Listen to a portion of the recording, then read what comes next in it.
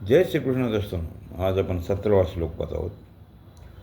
युक्ताहार विहारस्य युक्तचेष्टस्य कर्मसु युक्तस्वप्नावबोधस्य योगो भवति दुःखः. भोजन सत्य आणि न्यायाने मिळवलेल्या धनाचे असावे, सात्विक असावे, अपवित्र नसावे. भोजन स्वादबुद्धी आणि पुष्टबुद्धी करू नये, तर साधन बुद्धीने केले जावे. भोजन धर्मशास्त्र आणि आयुर्वेदाच्या दृष्टीने केले जावे, तसेच तितके केले जावे जितके सुगमतेने पचू शकते. भोजन शरीराच्या अनुकूल असावे, तसेच ते हलके आणि नेहमीच्या आहारापेक्षा थोडे कमी असावे. असा भोजन करणारा युक्त आहार करणारा विहारही यथायोग्य असावा, अर्थात अधिक चालणे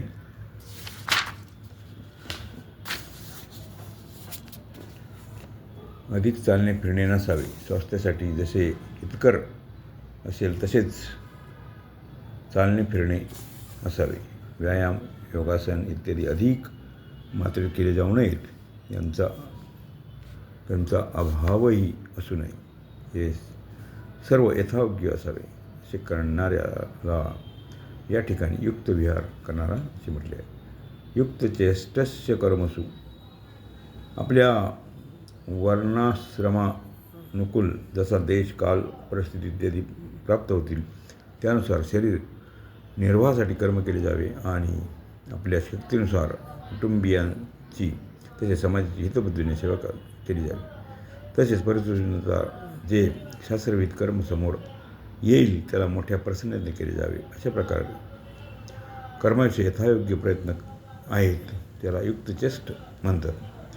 युक्त स्वप्नावबोधस्य, झोप एवढ्या मात्रेत असावी की ज्यामुळे जागे झाल्यावर निद्रा आणि आळसाने सतावू नये. दिवसा जागत राहावे आणि रात्रीच्या वेळी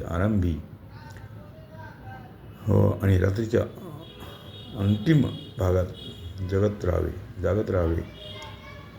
रात्रीच्या मध्यभागात झोपावे. त्यातही रात्री अधिक वेळ जागल्याने सकाळी लवकर जाग येणार नाही, म्हणून लवकर झोपावे आणि लवकर जागे व्हावे. तात्पर्य, ज्या झोपण्याने आणि जागण्याने स्वास्थ्यात बाधा येणार नाही, योगात विघ्न होणार नाही, असे यथोचित झोपावे आणि जागावे. येथे युक्त स्वप्नस्य म्हणून निद्रावस्थेलाच यथोचित म्हटले असते तर योगाच्या सिद्धीत बाधा आली नसती. आणि पूर्वश्लोकात म्हटलेल्या अधिक झोपणे आणि बिलकुल न झोपणे यांचा निषेध येथे यथोचित झोपणे म्हटल्यानेच झाला असावा. तर मग येथे अवबोध शब्द देण्यात काय तात्पर्य आहे? येथे अवबोध शब्द देण्याचे तात्पर्य ज्याच्यासाठी मानवजन्म मिळाला आहे त्या कामात प्रवृत्त होणे, भगवंताकडे सन्मुख होणे, अर्थात सांसारिक बंधनापासून मुक्त होऊन साधनेत यथायोग्य समय घालणे हे आहे. याचेच नाव जागणे आहे. येथे ध्यानयोगाचे आहार, विहार, क्रिया, झोपणे आणि जागणे हे 5 युक्त यथायोग्य म्हणण्याचे तात्पर्य वर्ण, आश्रम, देश, काल, परिस्थिती, जीविका इत्यादीच्या अनुषंगाने सर्वांचे नियम एकसारखे चालू शकत नाहीत. म्हणून ज्याच्यासाठी जे उचित असेल तसेच वागल्याने दुःखाचा नाश करणारा योग सिद्ध होतो. योगो भवति दुःखः. अशा प्रकारे यथोचित आहार, विहार इत्यादी करणाऱ्या ध्यानयोगाचा दुःखाचा अत्यंत अभाव करणारा योग सिद्ध होतो. योग आणि भोग यात विलक्षण अंतर आहे. योगात तर भोगांचा अत्यंत अभाव आहे, परंतु भोगात योगाचा अत्यंत अभाव नाही.